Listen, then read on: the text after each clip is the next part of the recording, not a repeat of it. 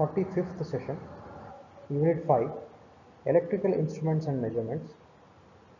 In this session, we'll be finding out self-inductance by using a Rayleigh's method. The learning objectives of this 45th session will be to understand the working of Whetstone bridge. Secondly, to measure the self-inductance by a Rayleigh's method. To find out the self-inductance by Rayleigh's method, we have a circuit diagram on the screen, and this circuit diagram employs a Whetstone bridge to find out the self-inductance of the coil. Whetstone bridge is basically an electrical circuit used to measure unknown resistances by balancing two legs of the bridge that is shown on the circuit diagram. In one of the leg, the unknown components are connected. The main benefit of this Whetstone bridge is it gives accurate measurements, and its operation is similar to the operation of potentiometer. Now coming to the connections on the circuit diagram, the coil L is placed along the arm AD of the Whetstone bridge in series with the resistance capital R.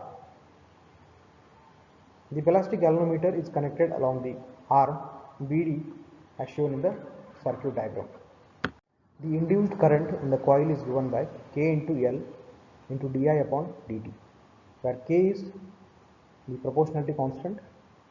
Then the charge flowing through the galvanometer during the small interval of time dt is equal to K into L into di upon dt into dt. Therefore, the total charge flowing through the galvanometer during the period t in which the current I along the arm AD rises from 0 to I naught, then the expression for Q becomes, that is, integration over 0 to t into KL into di upon dt into dt. Since the current rises from 0 to maximum value, that is I naught, the limits will change from 0 to I naught. So therefore, Q is equal to integration over 0 to I naught K into L into di. So here K and L are constant terms, so only di will be integrated. After integrating and substituting the lower and upper limits, the final expression for K will be equal to K into L into I naught.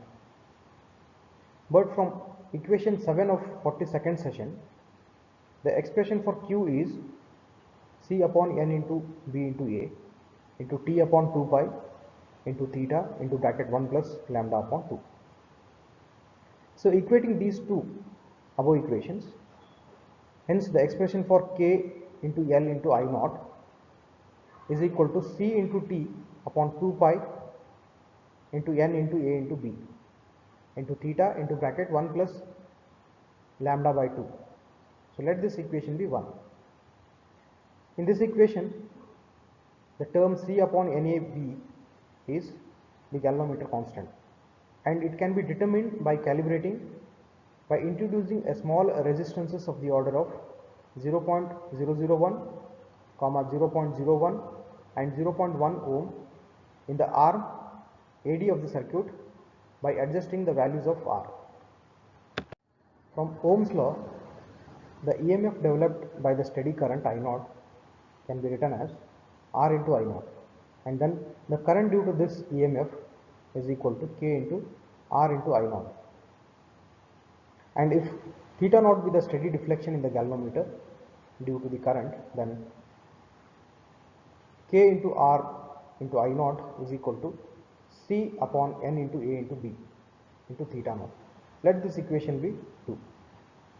Now dividing equation 1 by 2, we obtain L upon R is equal to T upon 2 pi into theta upon theta naught into bracket 1 plus lambda by 2. Now transferring R onto the right hand side, we get the final expression, that is the inductance of a coil L is equal to R into T upon 2 pi into theta upon theta naught into bracket 1 plus lambda by 2. So this equation gives the value of inductance or the self-inductance of a coil, that is L is equal to R into T upon 2 pi into theta by theta naught into 1 plus lambda by 2. The content of this presentation is taken from the book Electricity and Magnetism, written by Dr. K. K. Tiwari.